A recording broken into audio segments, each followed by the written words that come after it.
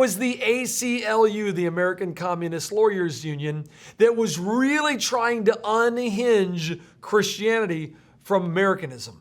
Now, it was in the summer of 1925 in a small town in Dayton, Tennessee, where the humidity would cling to people like guilt and the sweet tea would flow like milk and honey, that a courtroom battle broke out that would echo for over a century.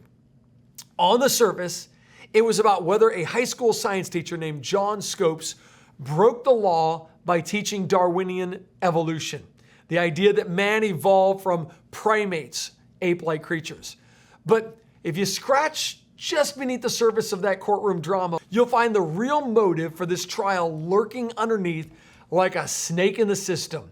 It was the ACLU, the American Communist Lawyers Union, that was really trying to unhinge Christianity from Americanism. The foundation of civilization was really what they were challenging.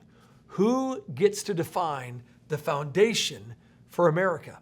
See, Tennessee had passed a law prohibiting the teaching of human evolution in public schools, not because people were afraid of science, but because they understood something that we've since forgotten.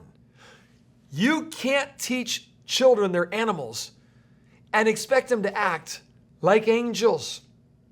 The law was a line in the sand there in Tennessee, a cultural defense mechanism designed to preserve the belief that man was made in the image of God, not descended from a hairy cousin with a tail and commitment issues. The Scopes trial wasn't just a courtroom drama.